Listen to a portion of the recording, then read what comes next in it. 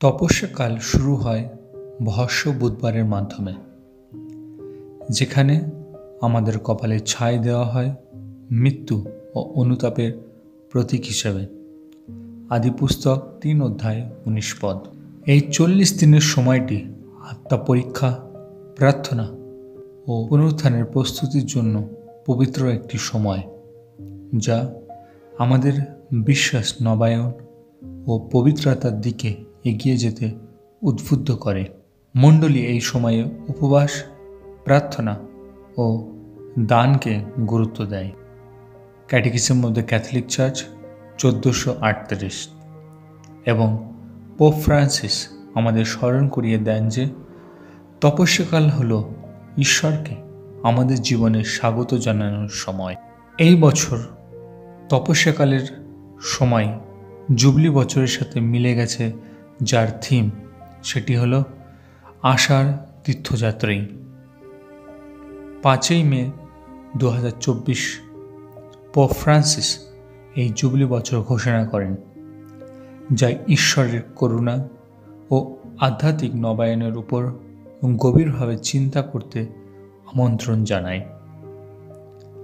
তপস্যাকাল ও jubilee বর্ষ একসাথে ঈশ্বরের কাছাকাছি আসার এবং তার ভালোবাসা ও করুণা অনুভব করার একটি সময় সুযোগ প্রদান করে। তপস্যাকালের ৪টি আশা।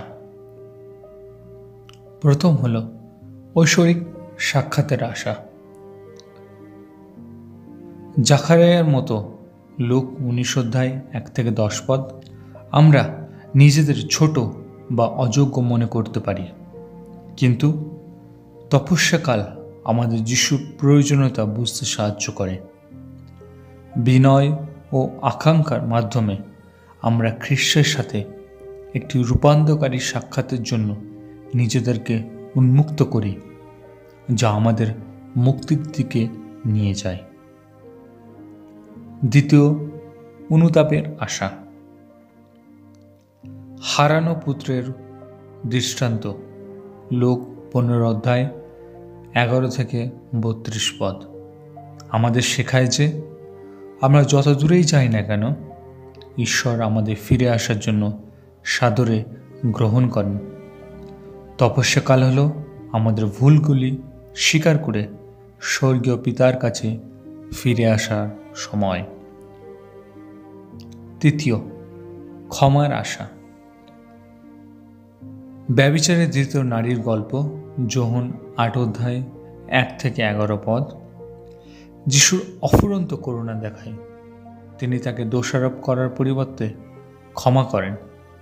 তপস্যাকাল আমাদের নিজেদের ও অন্যদের প্রতি বিচার বন্ধ করে ঈশ্বরের ক্ষমা গ্রহণ করতে আহ্বান করে। চতুর্থ, রূপান্তরের আশা। পলের রূপান্তর, পেরিদ্যুতের গ্রন্থে ৯ অধ্যায় ১-২২ পদ, ঈশ্বরের হস্তক্ষেপের শক্তি প্রদর্শন করে। তপস্যাকাল হল আমাদের দামাস্কাসের পথ, পাপ ত্যাগ করে খ্রিস্টের নতুন জীবন শুরু করার সময়। ২ করিন্থিয়া ৫ অধ্যায় ১৭ পদ। আসুন আমরা তপস্যাকালের এই যাত্রায় হৃদয়ে এই আশাগুলি নিয়ে এগিয়ে যাই, খ্রিস্টের নতুন সৃষ্টি হওয়ার জন্য ঈশ্বরের অনুগ্রহের উপর বিশ্বাস রাখি।